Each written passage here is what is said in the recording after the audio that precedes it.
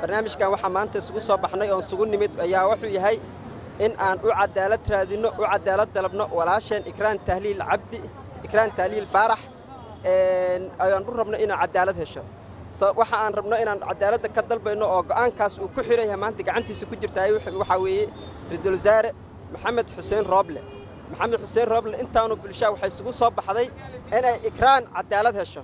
cadaaladdaas iyo dadkan qanaacadoodan waxay noqon kartaa koow taliyaha nabad sugidda Fahad Yaasiin oo aad xilka ka qaado maanta waxaa halkan shucuurtaan ugu muujinaynaa oo ugu soo baxnay kiiska Ikraan Tahliil Faarax ee sii dhaafay muddo 2 bil ka badan waxa u baahannahay ra'iisul wasaare cadaalad inay hesho Ikraan waa gabar Soomaaliyeed oo wax baratay oo dhalinyaro ah oo bulshada wax badan u tari lahayd Ikraan haddaysan maanta cadaalad helin dhalinyarada Soomaaliyeed ee mustaqbalka leh intaas ayagana sidoo wadada Ikraan martay maraysa ra'iisul wasaare waxa u baahannahay Ikraan inay cadaalad hesho kiiskeedu waa inaad si dhaba uga dhabaysaa ma ahan inaad aad dabagalaal rabaa iyo baaritaan iyo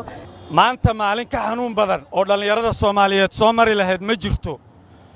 qof dhalinyaro ah oo wax bartay oo qiimo leh oo inta maaragtay dhintay aan xaqiiqadaba lagu sheegaynin sababta uu dhintay iyo waxa uu dhintay anigu hadalka kuma dheeraanayo waxaan soo qaadanayaa 4 qaybood 4taas qaybood ayaanan maaragtay ku gaabinaya midda koobaad waxa waaye waddanku dawladu leeyahay ra'iisul wasaaraha maanta sharciyad haysta ra'iisul wasaare waxaan ku sheegaynaa gabadhaas xaqeeda inaad meel soo saarto oo dadka ay lugta gelinaysa arinteeda aad tilaabo sharciga waafaqsan ka qaado fariinteedu waxa u dirayaa ra'iisul wasaaraha waxa la ra'iisul wasaare rajada dhalinyarada Soomaaliyeed maanta adeeg kugu xiran tahay hanahan jabinin wali rajo waxa ka qabnaa inaa cadaalad u heelisid nimankii kiiska ku lugta laa oo lagu tuhunsanaa ayaad shalay u dirto oo tiri soo baara maanta haddana 48 saac insiina inaan dhaadina ma qabato saas oo ay tahay wali waxa ka rajaynaa ra'iisul wasaare inaa cadaalad u heelisid haddii maanta cadaalad ah u heelin weysid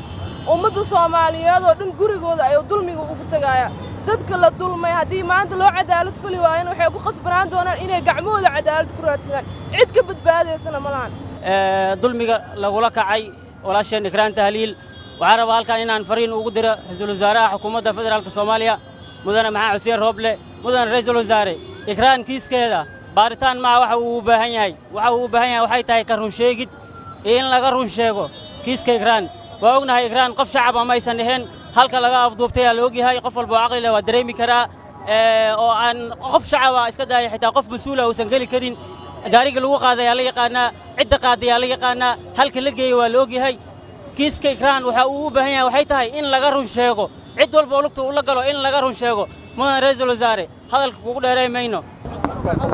waxaan halkaas kugu soo baxnay annagoo ah dhalinyaro Soomaaliyeed isugu jirnay Ikraan eheladeedii iyo dhalinyaro Soomaaliyeed oo kale inay hesho walaasheen cadaalad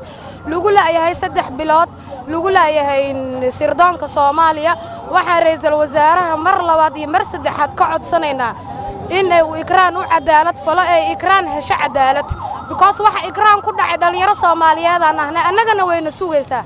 usha walaalka ku dhacdo gumudkeeda adna meel bay ku taalaa geerida galbeed ka dhacda maxaa koonfur looga sheegay waxaan u baahannahay inay gabadheena cadaalad hesho